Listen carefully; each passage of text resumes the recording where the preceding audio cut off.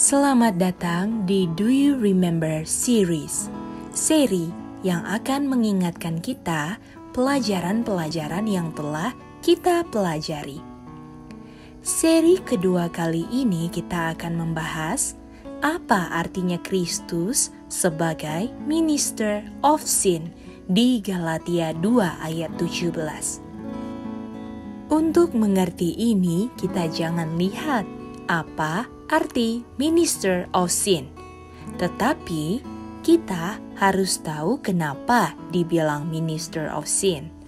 Mari kita lihat ayatnya dan kita baca sebelum kata Minister of Sin. Di situ tertulis, "Therefore Christ is the minister of sin."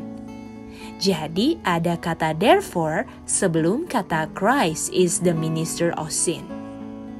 Therefore artinya oleh sebab itu. Kata itu dari kata oleh sebab itu adalah kalimat awal sebelum kata therefore. Apa kalimat awalnya sebelum kata therefore? Mari kita baca. But if, while we seek to be justified by Christ. Tetapi jika sementara kita mencari untuk dibenarkan oleh Kristus. Jadi, kalimat awalnya berhubungan dengan dibenarkannya oleh Kristus.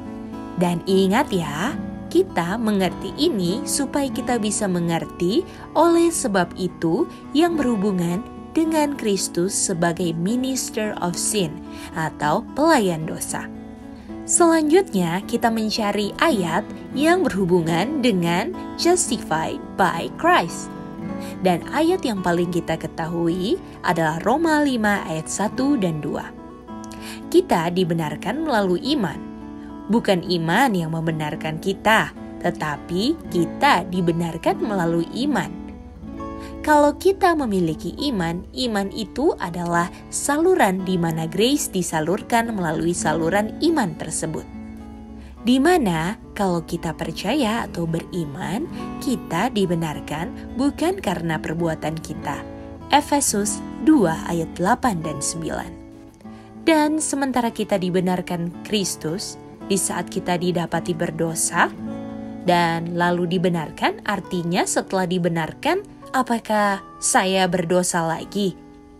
Ingat ya, Yesus cuma mati satu kali untuk dosa kita. Selanjutnya, mari kita mengerti kata minister untuk mengkonekkan dengan pengertian yang sudah kita establish. Minister artinya pelayan, dan tugas pelayan adalah melayani. Artinya, kalau pelayan dosa artinya melayani kebutuhan orang berdosa. Dan kebutuhan orang berdosa itu adalah dosanya diampuni sebelum noda-noda dosanya dibersihkan. Dan itu sesuai dengan 1 John 1 ayat 9. Manusia punya kebutuhan adalah dosanya diampuni dan noda dosanya dibersihkan.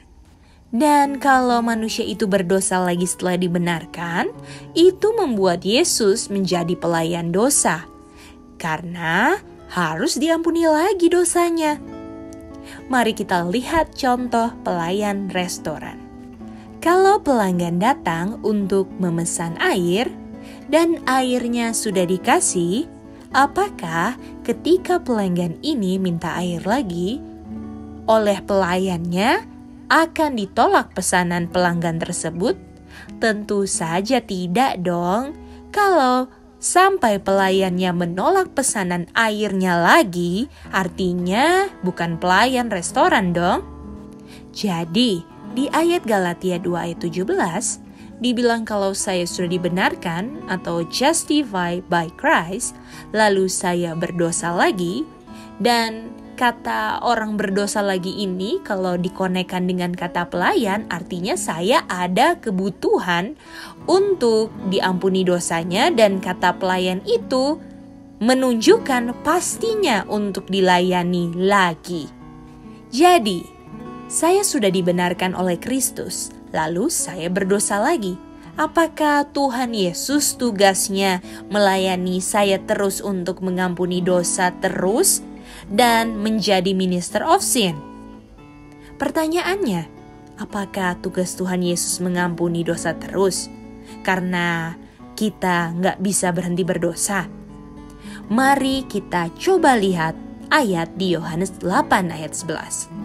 Yesus bukan hanya pelayan yang untuk mengampuni dosa terus, tetapi Yesus mengampuni satu kali, lalu Yesus berkata, "Go and sin no more." Pergilah dan jangan berbuat dosa lagi. Kalau kita mengotori meja, dan Yesus adalah pelayan yang membersihkan meja kekotoran dosa kita, lalu kita mengotorinya lagi dan harap Yesus membersihkan lagi, artinya Yesus minister of sin. Dan itu benar kalau pekerjaan Yesus cuma mengampuni saja setelah membenarkan orang. Artinya, kalau Yesus pekerjaannya hanya menjadi minister of sin, Yesus punya pekerjaan di Ka'bah hanya sampai di sacrificial atonement.